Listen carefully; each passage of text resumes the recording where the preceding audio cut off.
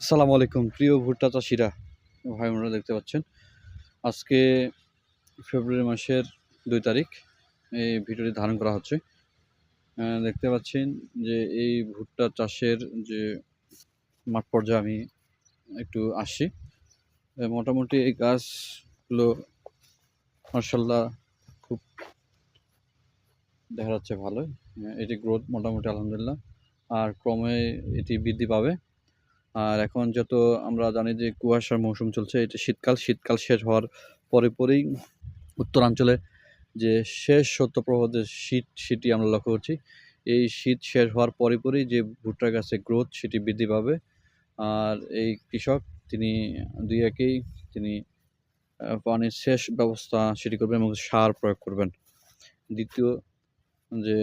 তৃতীয় পর্যায়ে তিনি সার প্রয়োগ করেন। লাগানোর পর একবার প্রয়োগ করছেন এবং কিছুদিন আগে 20 দিন আগে তিনি দ্বিতীয় সার প্রয়োগ করছেন।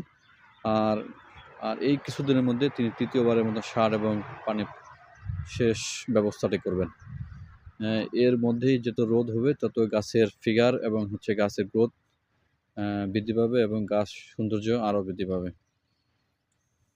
প্রিয় দর্শক, গত পর্বে আপনাদেরকে দেখানোর চেষ্টা করেছিলাম যে আমরা সেচ দেব গাছের যে একটি আপডেট ভুট্টা ক্ষেতের, সেটি আপনাদেরকে তুলে ধরব।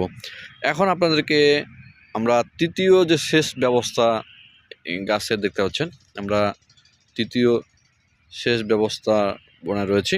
আর এই মুহূর্তে আমরা সেচ দেওয়ার সাথে সাথেই আমরা গাছে খাদ্য ব্যবস্থা করেছি। দেখতে পাচ্ছেন যে আমরা জমিতে এই ভুট্টা খেতে আমরা পুরো ধরনের খাবারের ব্যবস্থাটা দিয়েছি।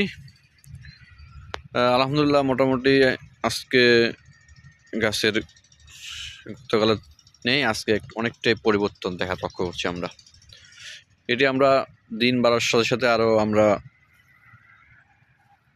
লক্ষ্য করব। আর এই 2-1 দিনের মধ্যে আমরা আরেকটি কিছু স্প্রে করব, কীটনাশক ব্যবহার করব, যাতে কোনো ধরনের পোকামাকড় যেটা থাকলে তা যেন খুব দ্রুত আক্রমণ করতে না পারে, সেটি আমরা গাছে প্রয়োগ করব। আর অনেকেই বলতে পারেন যে আমরা ভুট্টা খেতে মাটি দিইনি। আমাদের এদিকে মোটামুটি ভুট্টা চাষ করে মাটি দিয়ে, তবে এবার আমরা এই জমিগুলোতে ভুট্টা রোপণের ক্ষেত্রে মাটি গহি টেনে মাটি দিইনি। এটা প্রথমবারের মতন আমরা নিজেরাই করছি।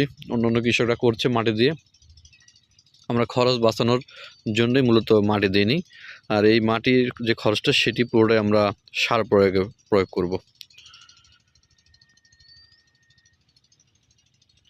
আমরা মোটামুটি এখানে দেখতে পাচ্ছেন যে গাছগুলো, কিছু গাছ রয়েছে, সেইগুলো গাছগুলোকে আমরা মোটা তাজা করার জন্য সার এবং কীটনাশক ব্যবহার করব। তো এই ছিল, আবার পরের আপডেট নিয়ে হাজির হব। ধন্যবাদ আপনাদেরকে সঙ্গে থাকার জন্য।